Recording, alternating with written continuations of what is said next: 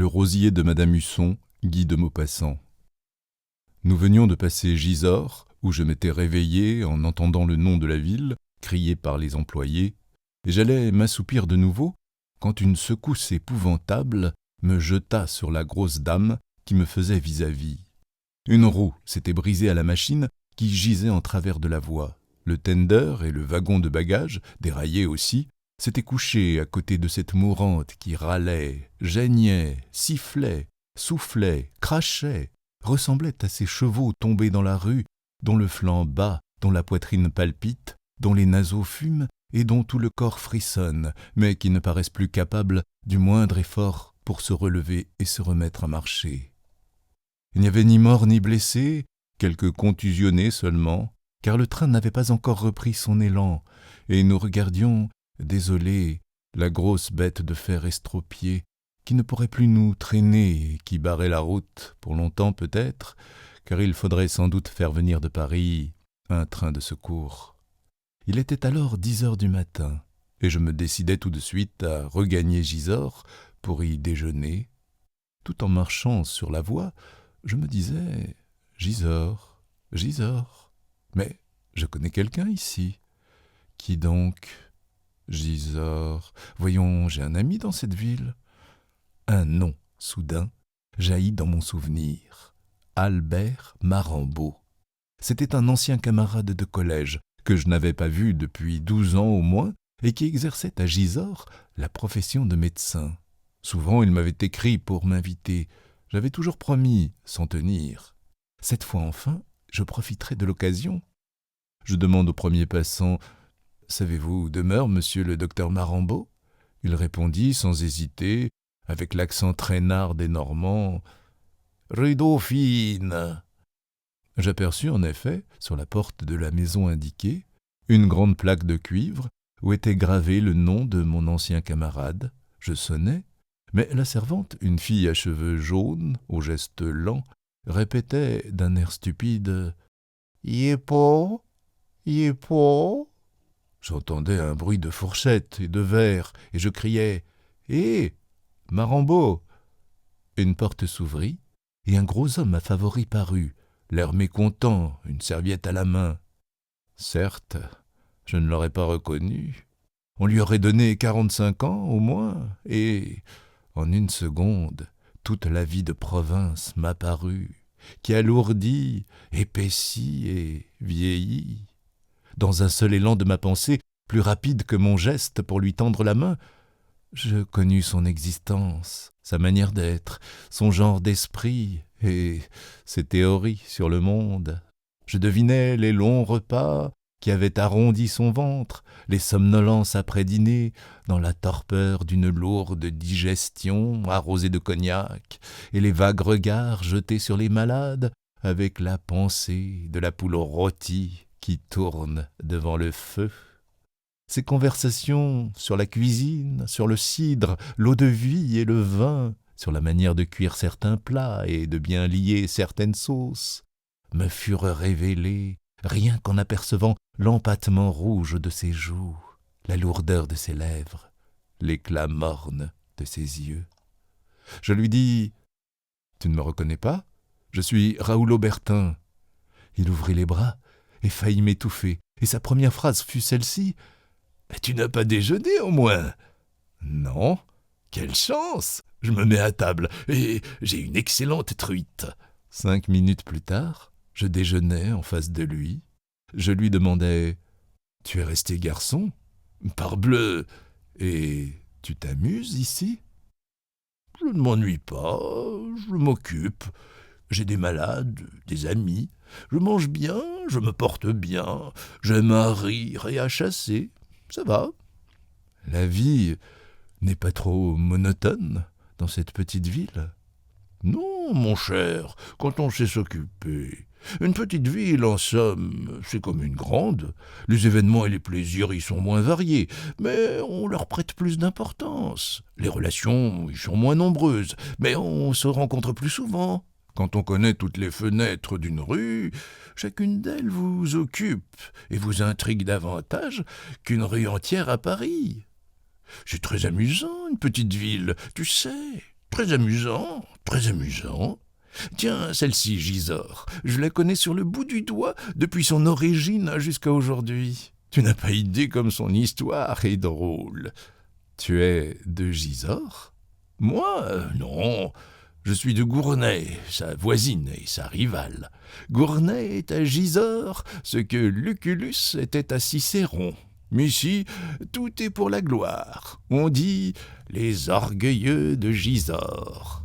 À Gournay, tout est pour le ventre. On dit les maqueux de Gournay. Gisors méprise Gournay, mais Gournay rit de Gisors. C'est très comique, ce pays-ci. Je m'aperçus que je mangeais quelque chose de vraiment exquis, des œufs mollets enveloppés dans un fourreau de gelée de viande aromatisé aux herbes et légèrement saisis dans la glace. Je dis en claquant la langue pour flatter ma Rambaud, « Bon, ceci !» Il sourit. « 2 choses nécessaires, de la bonne gelée, difficile à obtenir, et de bons œufs. Oh, les bons œufs, que c'est rare, avec le jaune un peu rouge, bien savoureux. Moi, j'ai 2 basses-cours, une pour l'œuf, l'autre pour la volaille. Je nourris mes pondeuses d'une manière spéciale. J'ai mes idées. Dans l'œuf, comme dans la chair du poulet, du bœuf ou du mouton, dans le lait, dans tout, on retrouve et on doit goûter le suc, la quintessence des nourritures antérieures de la bête. Comme on pourrait mieux manger si on s'occupait davantage de cela. » Je riais. « Tu es donc gourmand ?» ?»« Parbleu, il n'y a que les imbéciles qui ne soient pas gourmands. On est gourmand, comme on est artiste, comme on est instruit, comme on est poète. Le goût, mon cher, c'est un organe délicat, perfectible et respectable comme l'œil et l'oreille. Manquer de goût, c'est être privé d'une faculté exquise, de la faculté de discerner la qualité des aliments, comme on peut être privé de celle de discerner les qualités d'un livre ou d'une œuvre d'art. C'est être privé d'un sens essentiel, d'une partie de la supériorité humaine. C'est appartenir à une des innombrables classes d'infirmes, de disgraciés et de sots dont se compose notre race. C'est avoir la bouche bête, en un mot, comme on a l'esprit bête. Un homme qui ne distingue pas une langouste d'un homard. Un hareng, cet admirable poisson qui porte en lui toutes les saveurs, tous les arômes de la mer. D'un maquereau ou d'un merlan, une poire crassane d'une duchesse est comparable à celui qui confondrait Balzac avec Eugène Sue, une symphonie de Beethoven avec une marche militaire d'un chef de musique de régiment et l'Apollon du Belvédère avec la statue du général de Blamont. » »« Qu'est-ce donc que le général de Blamont ?»« Ah, c'est vrai, tu ne sais pas. On voit bien que tu n'es point de Gisors. Mon cher, je t'ai dit tout à l'heure qu'on appelait les habitants de cette ville les orgueilleux de Gisors, et jamais épithète ne fut mieux méritée. Mais déjeunons d'abord et je te parlerai de notre ville en te la faisant visiter. » Il cessait de parler de temps en temps pour boire lentement un demi-verre de vin qu'il regardait avec tendresse en le reposant sur la table. Une serviette nouée au col, les pommettes rouges, l'œil excité, les favoris épanouis autour de sa bouche en travail, il était amusant à voir. Il me fit manger jusqu'à la suffocation, puis, comme je voulais regagner la gare, il me saisit le bras et m'entraîna par les rues. La ville, d'un joli caractère provincial, dominée par sa forteresse, le plus curieux monument de l'architecture militaire du VIIe siècle qui soit en France, domine à son tour une longue et verte vallée, où les lourdes vaches de Normandie broutent et ruminent dans les pâturages. Le docteur me dit « Gisors, ville de 4000 habitants, aux confins de l'Eure, mentionnée déjà dans les commentaires de César. Caesaris ostium, puis Caesartium, Caesortium, Gisortium, Gisors. Je ne te mènerai pas visiter le campement de l'armée romaine, dont les traces sont encore très visibles. » Je riais et je répondis « Mon cher, il me semble que tu es atteint d'une maladie spéciale que tu devrais étudier, toi, médecin, et qu'on appelle l'esprit de clocher. » Il s'arrêta net. « L'esprit de clocher, mon ami, n'est pas autre chose que le patriotisme naturel. J'aime ma maison, ma ville et ma province par extension, parce que j'y trouve encore les habitudes de mon village. Mais si j'aime la frontière, si je la défends, si je me fâche quand le voisin y met le pied, c'est parce que je me sens déjà menacé dans ma maison, parce que la frontière que je ne connais pas est le chemin de ma province. Ainsi, moi, je suis normand, un vrai normand. Eh bien, malgré ma rancune contre l'Allemand et mon désir de vengeance, je ne le déteste pas.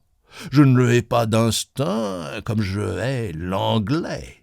L'ennemi véritable, l'ennemi héréditaire, l'ennemi naturel du Normand, parce que l'Anglais a passé sur ce sol habité par mes aïeux, l'a pillé et ravagé 20 fois, et que l'aversion de ce peuple perfide m'a été transmise avec la vie par mon père. Tiens, voici la statue du général. Quel général? Mais le général de Blanmont. Il nous fallait une statue. Nous ne sommes pas pour rien les orgueilleux de Gisors. Alors, nous avons découvert le général de Blanmont. Regarde donc la vitrine de ce libraire. Il m'entraîna vers la devanture d'un libraire où une quinzaine de volumes jaunes, rouges ou bleus attiraient l'œil. En lisant les titres, un fou rire me saisit. C'était Gisors, ses origines, son avenir, par Monsieur X, membre de plusieurs sociétés savantes. Histoire de Gisors, par l'abbé A. Gisors, de César à nos jours, par Monsieur B, propriétaire. Gisors et ses environs, par le docteur C.D. Les gloires de Gisors, par un chercheur. « Mon cher, reprit Marambaud, il ne se passe pas une année, tu entends bien, sans que paraisse ici une nouvelle histoire de Gisors. Nous en avons 23. » « Et les gloires de Gisors ?» demandai-je. « Oh, je ne te les dirai pas toutes. Je te parlerai seulement des principales. Nous avons eu d'abord le général de Blanmont, puis le baron d'Avilliers, le célèbre céramiste qui fut l'explorateur de l'Espagne et des Baléares, et révéla aux collectionneurs les admirables faïences hispano-arabes. Dans les lettres, un journaliste de grand mérite, mort aujourd'hui, Charles Brenne, et parmi les bien vivants, le très éminent directeur du Nouvelliste de Rouen, Charles Lapierre. Et encore beaucoup d'autres. Nous suivions une longue rue, légèrement en pente, chauffée d'un bout à l'autre par le soleil de juin, qui avait fait rentrer chez eux les habitants. Tout à coup, à l'autre bout de cette voie, un homme apparut, un ivrogne qui titubait. Il arrivait, la tête en avant, les bras ballants, les jambes molles, par périodes de 3, 6 ou 10 pas rapides, que suivait toujours un repos. Quand son élan énergique et court l'avait porté au milieu de la rue, il s'arrêtait net et se balançait sur ses pieds, hésitant entre la chute et une nouvelle crise d'énergie. Puis il repartait brusquement dans une direction quelconque. Il venait alors heurter une maison sur laquelle il semblait se coller, comme s'il voulait entrer dedans à travers le mur. Puis il se retournait d'une secousse et regardait devant lui, la bouche ouverte, les yeux clignotants sous le soleil. Puis, d'un coup de rein, détachant son dos de la muraille, il se remettait en route. Un petit chien jaune, un roquet famélique, le suivait en aboyant, s'arrêtant quand il s'arrêtait, repartant quand il repartait. « Tiens, dit Marambaud, voilà le rosier de Madame Husson. » Je fus très surpris et je demandai « Le rosier de Madame Husson ? Qu'est-ce que tu veux dire par là ?» Le médecin se mit à rire. « Oh, j'ai une manière d'appeler les ivrognes que nous avons ici. Cela vient d'une vieille histoire, passée maintenant à l'état de légende, bien qu'elle soit vraie en tout point. » « Mais est-elle drôle, ton histoire ?»« Très drôle. »« Alors, raconte-la. »« Très volontiers. » Il y avait autrefois dans cette ville une vieille dame, très vertueuse et protectrice de la vertu, qui s'appelait Madame Husson. Tu sais, je te dis les noms véritables et pas des noms de fantaisie. Madame Husson s'occupait particulièrement des bonnes œuvres, de secourir les pauvres et d'encourager les méritants. Petite, trottant court, ornée d'une perruque de soie noire, cérémonieuse, Polie, en fort bons termes avec le bon Dieu représenté par l'abbé Malou, elle avait une horreur profonde, une horreur native du vice, et surtout du vice que l'Église appelle luxure. Les grossesses avant mariage la mettaient hors d'elle, l'exaspéraient jusqu'à la faire sortir de son caractère. Or, c'était l'époque où l'on couronnait des rosières aux environs de Paris, et l'idée vint à Madame Husson d'avoir une rosière à Gisors. Elle s'en ouvrit à l'abbé Malou, qui dressa aussitôt une liste de candidates. Mais Madame Husson était servie par une vieille bonne nommée Françoise, aussi intraitable que sa patronne. Dès que le prêtre fut parti, la maîtresse appela sa servante et lui dit « Tiens, Françoise, voici les filles que me propose monsieur le curé pour le prix de vertu. Tâche de savoir ce qu'on pense d'elles dans le pays. » Et Françoise se mit en campagne. Elle recueillit tous les potins, toutes les histoires, tous les propos, tous les soupçons. Pour ne rien oublier, elle écrivait cela avec la dépense sur son livre de cuisine et le remettait chaque matin à Madame Husson, qui pouvait lire, après avoir ajusté ses lunettes sur son nez mince, « Pain, 4 sous, lait, 2 sous, beurre, 8 sous, Malina l'évêque, ça dérangé l'an dernier avec Mathurin Poilu, un gigot, 25 sous, sel, 1 sou, Rosalie Vatinelle, qu'a été rencontrée dans le bois Riboudet avec César Pied-Noir par Madame Onésime, repasseuse, le 20 juillet à la Brune. Radis, 1 sou, vinaigre, 2 sous, sel d'oseille, 2 sous, Joséphine Durdan, qu'on ne croit pas qu'à la fauter, nonobstant qu'elle a en correspondance avec le fils Opportun, qui est en service à Rouen et qui lui envoya un bonnet en cadeau par la diligence. Pas une ne sortit intacte de cette enquête scrupuleuse. Françoise interrogeait tout le monde, les voisins, les fournisseurs, l'instituteur, les sœurs de l'école, et recueillait les moindres bruits. Comme il n'est pas une fille dans l'univers sur qui les commères n'aient jasé, il ne se trouva pas dans le pays une seule jeune personne à l'abri d'une médisance. Or, Madame Husson voulait que la rosière de Gisors, comme la femme de César, ne fût même pas soupçonnée, et elle demeurait effarée, désolée, désespérée devant le livre de cuisine de sa bonne. On élargit alors le cercle des perquisitions jusqu'aux villages environnants. On ne trouva rien. Le maire fut consulté. Ses protégés échouèrent. Celles du docteur Barbesol n'eurent pas plus de succès, malgré la précision de ses garanties scientifiques. Or, un matin, Françoise, qui rentrait d'une course, dit à sa maîtresse « Voyez-vous, madame, si vous voulez couronner quelqu'un, il n'y a qu'Isidore dans la contrée. » Madame Husson resta rêveuse. Elle le connaissait bien, Isidore, le fils de Virginie la fruitière. Sa chasteté proverbiale faisait la joie de Gisors depuis plusieurs années déjà, servait de thème plaisant aux conversations de la ville et d'amusement pour les filles qui s'égayaient à le taquiner. Âgé de 20 ans passés, grand, gauche, lent et craintif, il aidait sa mère dans son commerce et passait ses journées à éplucher des fruits ou des légumes assis sur une chaise devant la porte. Il avait une peur maladive des jupons, qui lui faisait baisser les yeux dès qu'une cliente le regardait en souriant. Et cette timidité bien connue le rendait le jouet de tous les espiègles du pays. Les mots hardis, les gauloiseries, les allusions graveleuses le faisaient rougir si vite que le docteur Barbesol l'avait surnommé le thermomètre de la pudeur. Savait-il ou ne savait-il pas? Se demandaient les voisins, les malins. Était-ce le simple pressentiment de mystères ignorés et honteux, ou bien l'indignation pour les vils contacts ordonnés par l'amour, qui semblait émouvoir si fort le fils de la fruitière Virginie? Les galopins du pays, en courant devant sa boutique, hurlaient des ordures à pleine bouche, afin de le voir baisser les yeux. Les filles s'amusaient à passer et à repasser devant lui, en chuchotant des polissonneries qui le faisaient rentrer dans la maison. Les plus hardis le provoquaient ouvertement, pour rire, pour s'amuser, lui donnaient des rendez-vous, lui proposaient un tas de choses abominables. Donc, Madame Husson était devenue rêveuse. Certes, Isidore était un cas de vertu exceptionnel, notoire, inattaquable. Personne, parmi les plus sceptiques, parmi les plus incrédules, n'aurait osé soupçonner Isidore de la plus légère infraction à une loi quelconque, de la morale. On ne l'avait jamais vu non plus dans un café, jamais rencontré le soir dans les rues. Il se couchait à 8 heures et se levait à 4. C'était une perfection, une perle.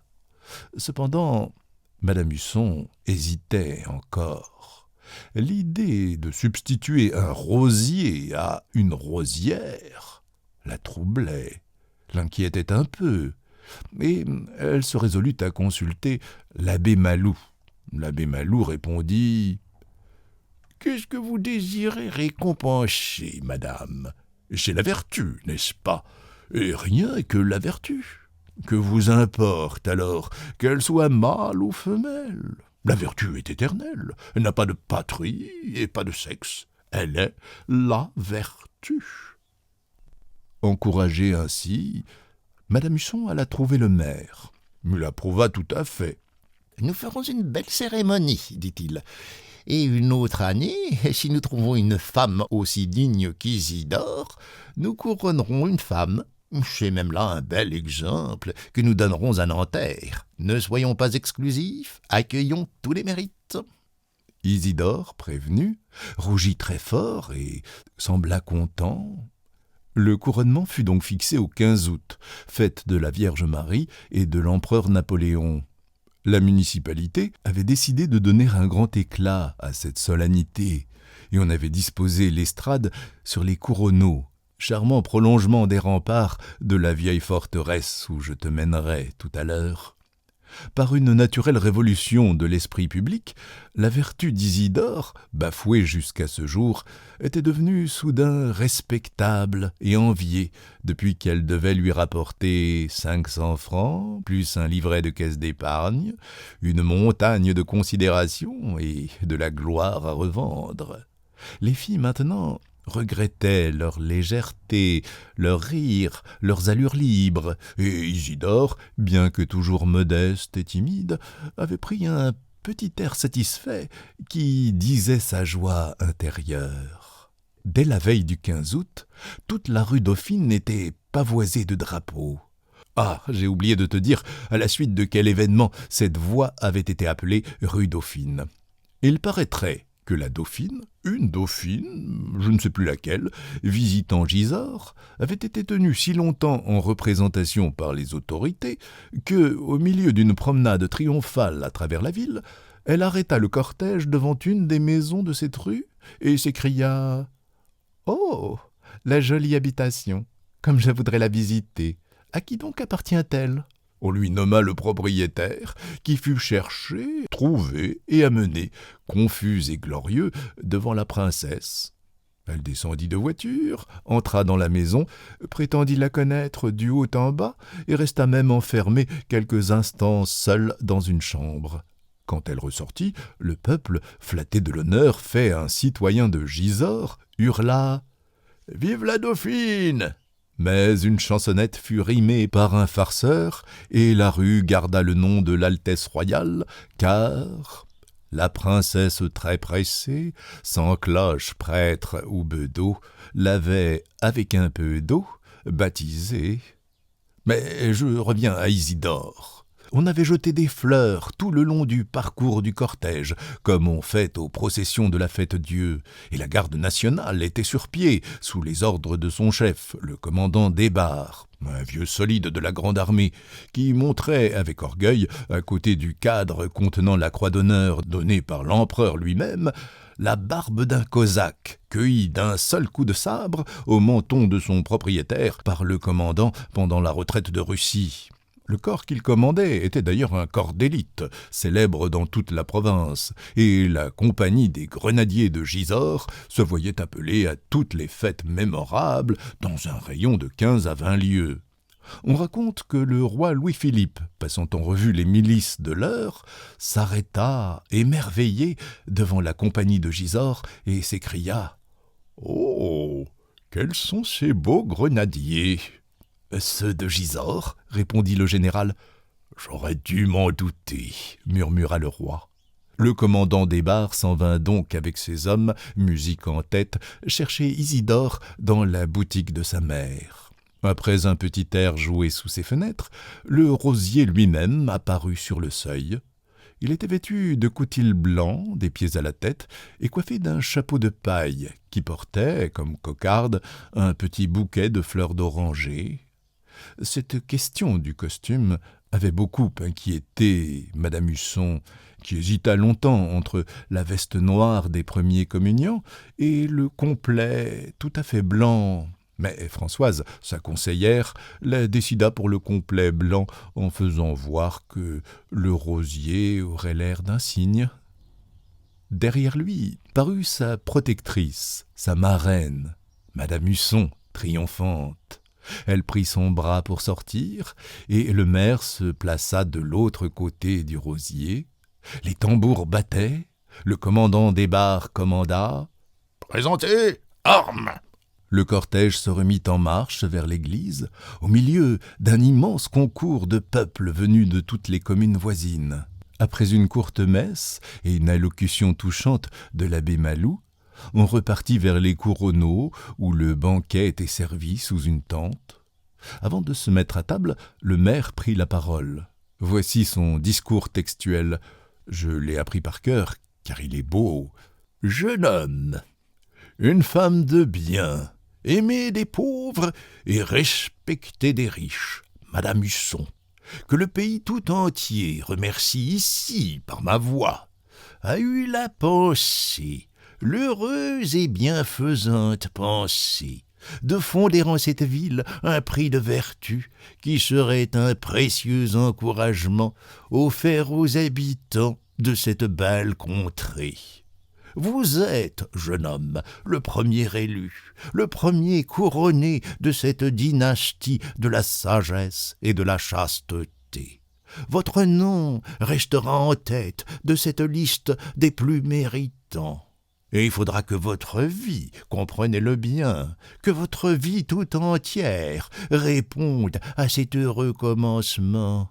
Aujourd'hui, en face de cette noble femme qui récompense votre conduite, en face de ces soldats citoyens qui ont pris les armes en votre honneur, en face de cette population émue, réunie pour vous acclamer, ou plutôt pour acclamer en vous la vertu, vous contractez l'engagement solennel envers la ville, envers nous tous, de donner jusqu'à votre mort l'excellent exemple de votre jeunesse. Ne l'oubliez point, jeune homme, vous êtes la première graine jetée dans ce champ de l'espérance. Donnez-nous les fruits que nous attendons de vous. » Le maire fit 3 pas, ouvrit les bras et serra contre son cœur Isidore qui sanglotait. Il sanglotait, le rosier, sans savoir pourquoi, d'émotions confuses, d'orgueil, d'attendrissement vague et joyeux. Puis le maire lui mit dans une main une bourse de soie où sonnait de l'or, 500 francs en or, et dans l'autre un livret de caisse d'épargne. Et il prononça d'une voix solennelle « Hommage, gloire et richesse à la vertu !» Le commandant des barres hurlait « Bravo !» Les grenadiers vociféraient, le peuple applaudit. À son tour, Madame Husson s'essuya les yeux. Puis on prit place autour de la table où le banquet était servi. Il fut interminable et magnifique. Les plats suivaient les plats, le cidre jaune et le vin rouge fraternisaient dans les verres voisins et se mêlaient dans les estomacs. Les chocs d'assiettes, les voix et la musique qui jouait en sourdine faisaient une rumeur continue, profonde, s'éparpillant dans le ciel clair où volaient les hirondelles. Madame Husson rajustait par moments sa perruque de soie noire, chavirée sur une oreille, et causait avec l'abbé Malou, le maire, excité par les politiques, avec le commandant des bars, et Isidore mangeait, Isidore buvait, comme il n'avait jamais bu et mangé. Il prenait et reprenait de tout, s'apercevant, pour la première fois, qu'il est doux de sentir son ventre s'emplir de bonnes choses qui font plaisir d'abord en passant dans la bouche. Il avait desserré adroitement la boucle de son pantalon, qui le serrait sous la pression croissante de son bedon, et silencieux, un peu inquiété cependant par une tache de vin tombée sur son veston de coutil, il cessait de mâcher pour porter son verre à sa bouche et l'y garder le plus possible, car il goûtait avec lenteur. L'heure des toasts sonna. Ils furent nombreux et très applaudis. Le soir venait, on était à table depuis midi. Déjà flottaient dans la vallée les vapeurs fines et laiteuses, légers vêtements de nuit des ruisseaux et des prairies.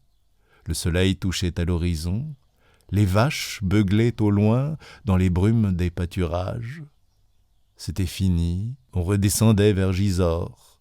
Le cortège, rompu maintenant, marchait en débandade. Madame Husson avait pris le bras d'Isidore et lui faisait des recommandations nombreuses, pressantes, excellentes. Ils s'arrêtèrent devant la porte de la fruitière et le rosier fut laissé chez sa mère. Elle n'était point rentrée. Invitée par sa famille à célébrer aussi le triomphe de son fils, elle avait déjeuné chez sa sœur, après avoir suivi le cortège jusqu'à la tente du banquet. Donc, Isidore resta seul dans la boutique où pénétrait la nuit. Il s'assit sur une chaise, agité par le vin et par l'orgueil, et regarda autour de lui. Les carottes, les choux, les oignons répandaient dans la pièce fermée leur forte senteur de légumes, leurs arômes jardiniers et rudes, auxquels se mêlait une douce et pénétrante odeur de fraises, et le parfum léger, le parfum fuyant d'une corbeille de pêche. Le rosier en prit une et la mangea à pleines dents, bien qu'il eût le ventre rond comme une citrouille.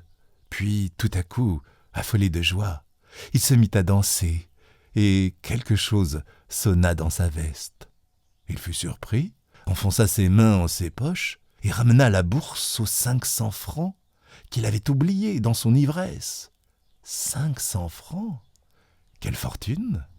Il versa les louis sur le comptoir et les étala d'une lente caresse de sa main grande ouverte pour les voir tous en même temps. Il y en avait 25 pièces rondes en or, toutes en or.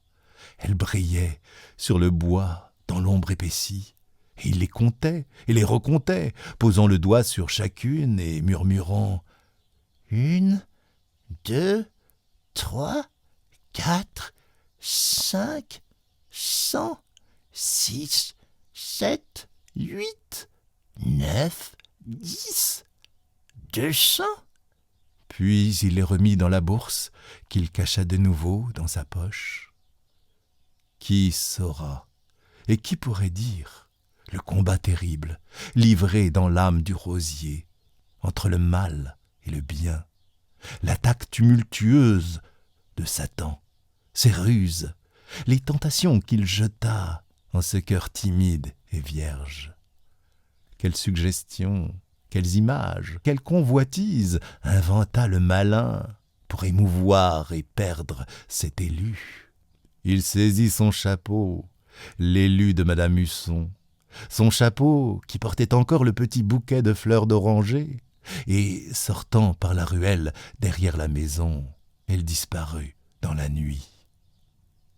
La fruitière Virginie, prévenue que son fils était rentré, revint presque aussitôt et trouva la maison vide. Elle attendit, sans s'étonner d'abord, puis, au bout d'un quart d'heure, elle s'informa. Les voisins de la rue Dauphine avaient vu entrer Isidore et ne l'avaient point vu ressortir. Donc, on le chercha. On ne le découvrit point.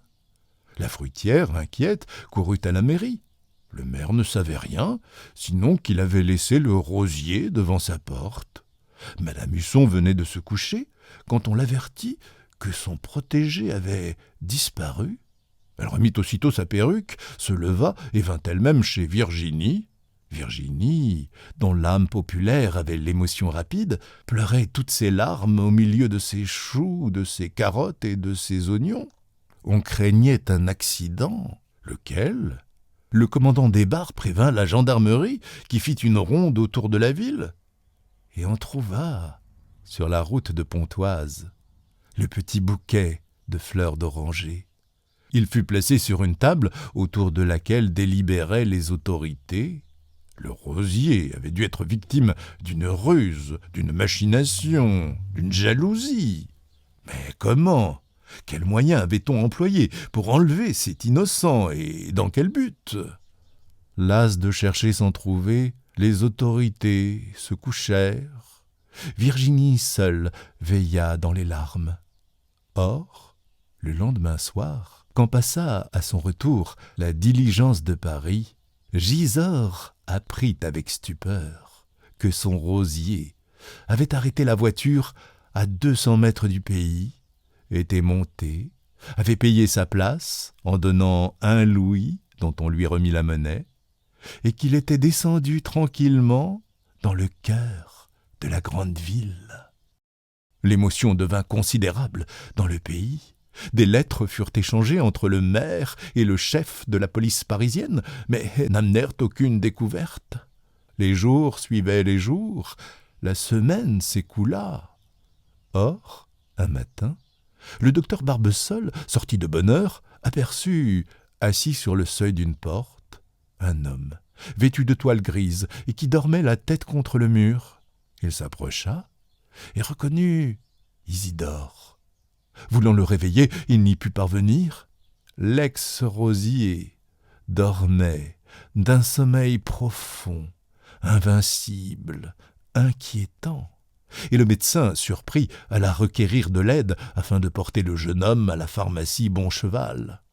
Lorsqu'on le souleva, une bouteille vide apparut, cachée sous lui, et, l'ayant flairée, le docteur déclara qu'elle avait contenu de l'eau de vie. C'était un indice qui servit pour les soins à donner. Ils réussirent. Isidore était ivre et abruti par 8 jours de saoulerie, ivre et dégoûtant à n'être pas touché par un chiffonnier. Son beau costume de coutil blanc était devenu une loque grise, jaune, graisseuse, fangeuse, déchiquetée, ignoble, et sa personne sentait toutes sortes d'odeurs d'égout, de ruisseaux et de vices. Il fut lavé, sermonné, enfermé, et pendant 4 jours ne sortit point. Il semblait honteux et repentant. On n'avait retrouvé sur lui ni la bourse aux 500 francs, ni le livret de caisse d'épargne, ni même sa montre d'argent, héritage sacré laissé par son père, le fruitier. Le 5e jour, il se risqua dans la rue Dauphine. Les regards curieux le suivaient, et il allait le long des maisons, la tête basse, les yeux fuyants. On le perdit de vue à la sortie du pays, vers la vallée, mais 2 heures plus tard, il reparut, ricanant et se heurtant au mur. Il était ivre, complètement ivre. Rien ne le corrigea. Chassé par sa mère, il devint charretier et conduisit les voitures de charbon de la maison Pougrisel, qui existe encore aujourd'hui. Sa réputation d'ivrogne devint si grande, s'étendit si loin, qu'à Évreux même on parlait du rosier de Madame Musson, et les pochards du pays ont conservé ce surnom. Un bienfait n'est jamais perdu. Le docteur Marambeau se frottait les mains en terminant son histoire. Je lui demandai « As-tu connu le rosier, toi ?»« Oui, j'ai eu l'honneur de lui fermer les yeux. »« De quoi est-il mort ?»« Dans une crise de délirium très mince, naturellement. » Nous étions arrivés près de la vieille forteresse, amas de murailles ruinées que domine l'énorme tour Saint-Thomas de Cantorbéry et la tour dite du prisonnier. Marambo me conta l'histoire de ce prisonnier qui, au moyen d'un clou, couvrit de sculptures les murs de son cachot en suivant les mouvements du soleil à travers la fente étroite d'une meurtrière. Puis j'appris que Clotaire II avait donné le patrimoine de Gisors à son cousin Saint-Romain, évêque de Rouen, que Gisors cessa d'être la capitale de tout le Vexin après le traité de Saint-Clair-sur-Epte, que la ville est le premier point stratégique de toute cette partie de la France, et qu'elle fut, par suite de cet avantage, prise et reprise un nombre infini de fois.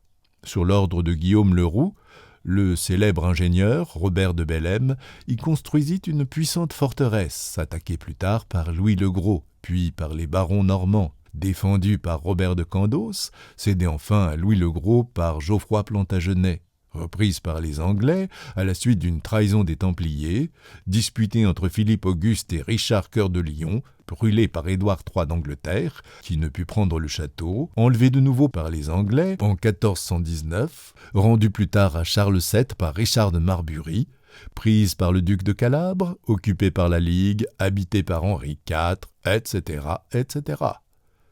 Et Marimbaud, convaincu, presque éloquent, répétait « Quel gueux, ces Anglais, et quel pochard, mon cher! Tous rosiers, ces hypocrites-là !» Puis, après un silence, tendant son bras vers la mince rivière qui brillait dans la prairie, « Savais-tu qu'Henri Monnier fut un des pêcheurs les plus assidus des bords de l'Epte ?»« Non, je ne savais pas. » Et Bouffé, mon cher, Bouffé, a été ici peintre vitrier. Allons donc. Mais oui. Comment peux-tu ignorer ces choses-là ?